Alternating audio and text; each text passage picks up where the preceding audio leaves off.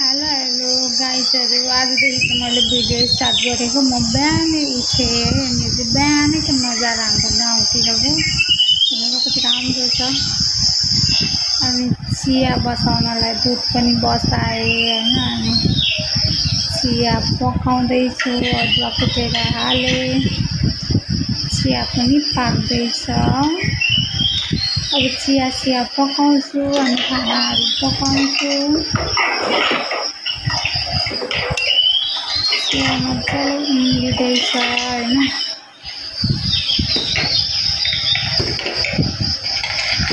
चिया चलाउँदै मजाले पकाउँछु। जति चिया पकायो त्यति मिठो हुन्छ नि त।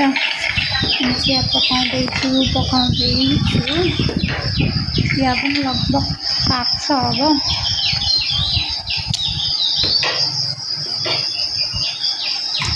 चिया पाक्न लाग्यो। अनि त्यहाँबाट बाहिर चाहिँ साना लगाएर के भन्नुहुँदैछ। अनि मैले चिया पनि कपमा हालेँ मेरो लागि। म खान्छु बसेर। त्यस पछाडि म चाहिँ आज च्याउको अचार बनाउन गइरहेको छु। च्याउलाई केलाएँ अनि प्याज काटेँ, खुर्सानी, धनियाँ, थोरै अदुवा लसुनको पेस्ट होइन। अनि कराई बसाएर च्याउलाई चाहिँ भुट्नको लागि हालिदिएँ। एकछिन भुट्छु। अनि त्यहाँबाट रातो हुन्छ। च्याउले कलर चेन्ज गर्छ। अनि च्याउलाई निकाल्छु। फर्स्ट भिडियो भएर नजानेर बाङ्गो टेढो सिधा सबै भइरहेछ। बिस्तारै राम्रो हुँदै जान्छ। त्यस पछाडि मैले टमाटरको पेस्ट पनि बनाएर राखेको थिएँ। अनि फ्ल्याक्ससीडको धुलो हालेँ, प्याज हालेँ, खुर्सानी हालेँ, धनियाँ, काटेर राखेको लसुन, अनि टमाटरको प्युरी उसिनेर बनाएको टमाटरलाई मिक्सरमा पिसेर त्यो पनि राख्छु। अनि अलिकति नुन पनि राख्छु होइन, स्वादअनुसार आफूलाई कतिको उयो लाग्छ। अनि कागती राख्ने, निचार्ने फ्रेस कागती। त्यस पछाडि आफ्नै सफा हातले मजाक मुछेर अचार पनि बनाएछु। हेर्दै खाउँ लाग्दो कति मिठो भएको छ। अनि अचार पनि बनाएँ। यो चाहिँ हाम्रो घरमा जम्मा 4जना मात्रै छौँ, त्यही भएर थोरै देखिरहेछ। 4जनाको लागि मात्रै हो। अनि त्यहाँबाट गुन्द्रुक पकाउनको लागि आलु काटेर टमाटर, गुन्द्रुक अनि प्याज ठिक्क पार्छु। अनि कराई बसाएर प्याज हालिदिन्छु। अनि त्यहाँबाट प्याज हल्का गोल्डन ब्राउन हुन्छ अनि बेसार पनि हालिदिन्छु। पछाडि आलु हाल्ने, आलुलाई एकछिन फ्राई गर्ने। आलु चाहिँ उसिनेर हालेको अझै राम्रो हुन्छ। मैले चाहिँ काँचै आलु काटेर पकाउने विचार गरेँ। अनि एकछिन आलुलाई फ्राई गर्ने, नुन हालिदिने। नुन हालेर छिटो पाक्छ नि त। नुन हाल्ने, नुन पनि हालेर चलाएँ। एकछिन छोडिदिन्छु अब पाक्नको लागि। आलु पाकेर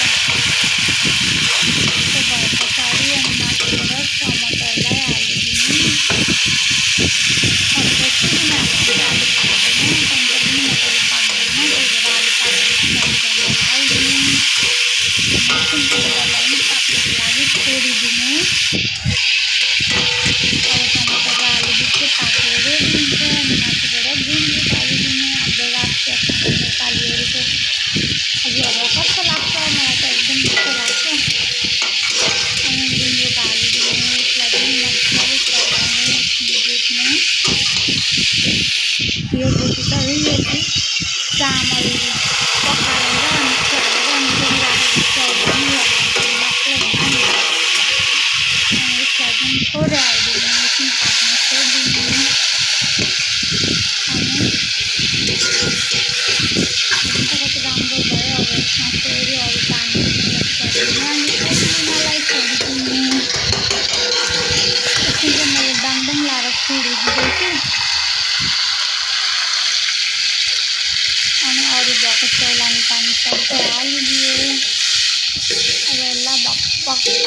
उम्लिनको लागि छोडिदिने। अब हेर्नु त उम्लिन पनि अलिअलि गर्दै उम्लिन थाल्यो। अब यो मजाले बकबक उम्लिन्छ अनि यो खानालाई रेडी भयो। मैले बनाउन चाहिँ करेला र आलु पनि बनाएको थिएँ, त्यो चाहिँ देखाइनँ भिडियोमा। अनि खाना पनि पकायो। फर्स्टचोटि लङ भिडियो गरेर धेरै समयपछि के गरिरहेको छु। सो आज त मैले त्यही पनि हजुरहरूले हेरिदिनुहुन्छ भन्ने आशा छ। त्यसै गरी म पसल जानलाई रेडी भइसकेँ।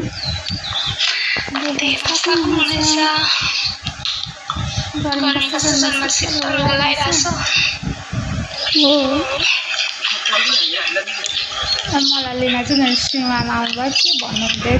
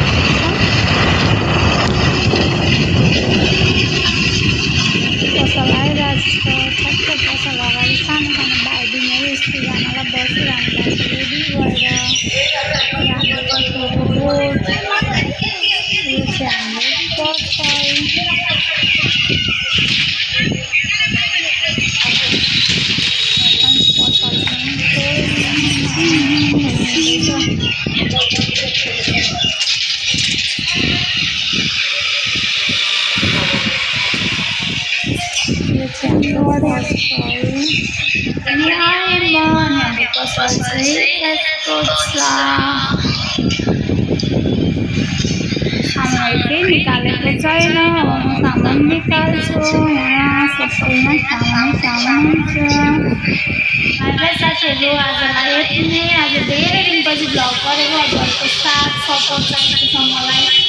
च्यानललाई सब्सक्राइब पनि गरिदिनु होला, भिडियोलाई लाइक गरिदिनु होला, साथीहरूमा सेयर गरिदिनु होला। By by.